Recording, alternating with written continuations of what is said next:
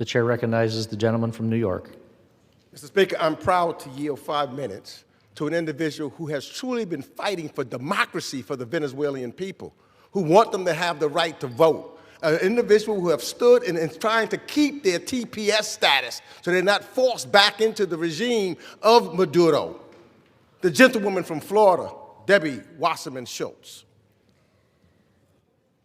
The gentlewoman is recognized. Thank you, Mr. Speaker, and I thank the gentleman, the ranking member, for yielding. I rise in support of this resolution because I simply do not trust this president to truly prioritize democracy and the will of the Venezuelan people. I represent one of the largest Venezuelan communities in the country. Many of my constituents fled brutal repression under Chavez and Maduro. Most of them were glad to see Maduro captured and face justice, and so was I. Maduro is a murderous criminal who tortured, imprisoned, impoverished, and oppressed his people. He stole elections, jailed his opponents, drained his nation's wealth, and unleashed the largest peacetime refugee crisis in history. 8 million Venezuelans driven into exile.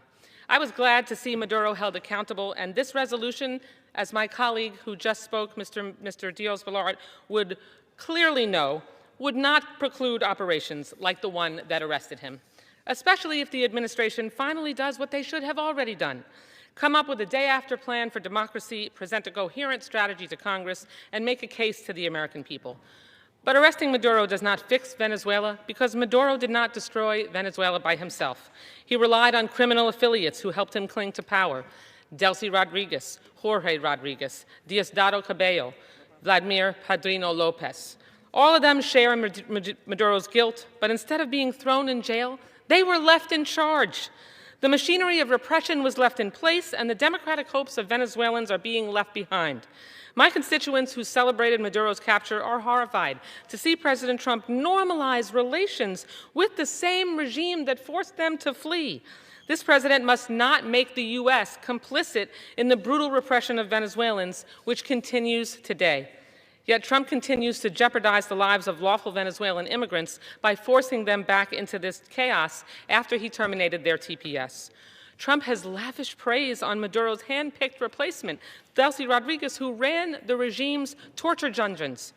Meanwhile, he's dismissed and demeaned Venezuela's democratic leaders like Maria Corina Machado and President-elect Edmundo Gonzalez. In fact, President Trump hasn't said one word about seeking democracy or human rights in Venezuela. If Congress backs military action, then democracy, stability, and safety for Venezuelans should be the objective.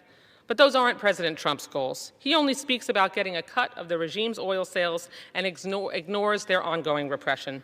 I have no illusions about the dangers this regime poses. I'm open to the idea that military action may be needed to achieve democracy. And if Trump truly cared about Venezuelan democracy, he has tools at his disposal. He has broad authority to defend our national security interests. He could employ covert action, enforce vigorous sanctions, support civil society groups on democracy's front lines, and take action, as he does, against cartels and narco-terrorists. And he could use his, quote, tremendous leverage to push for elections and human rights, because this resolution doesn't block any of that. Instead, Trump is just seeking profits for the same big oil companies who've propped up Maduro for years. He moved on his own with no plan for democracy, and he swapped out one dictator for another and declared mission accomplished. My vote today isn't about the means that this president used to capture Maduro. Presidents should use the power they have to be tough on dictators who abuse their own people. But given his utter disdain for democracy and his callous disregard for the chaos and violence to which law-abiding Venezuelans are being deported, I simply cannot give this president a blank check to put troops on the ground. For all we know, Trump plans to deploy troops to protect the regime's oil facilities, not to liberate Venezuelans. I've known Maria Corina Machado for years, but this week I was finally able to meet her in person for the first time. She's remarkable, inspiring, and I have total faith in her selfless dedication to bring Venezuela out of darkness. More importantly, Venezuelans have faith in her. When we spoke, she discussed the essential momentum the democracy movement needs and the danger of allowing this lingering dictatorship to reinforce its grip on power. She told us conditions on the ground are dire, that we cannot allow the regime and the military militias to strengthen their hold on power. Maria Corina has a vision to resurrect Venezuela, and there is a U.S. role to see it through. That's why it's so disturbing that her White House meeting ended with no firm commitments, no timeline for elections, and no guarantees from President Trump.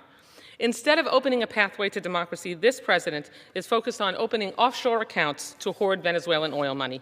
So I support this resolution because of my faith in Maria Corina Machado, not in spite of it.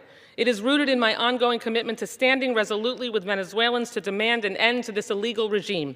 It is aligned with my belief that a transition to democracy led by Maria Corina Machado and Edmundo Gonzalez must take place.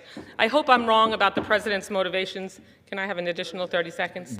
I hope I'm wrong about the president's motivations, and he brings Congress a real strategy to transition Venezuela to democracy.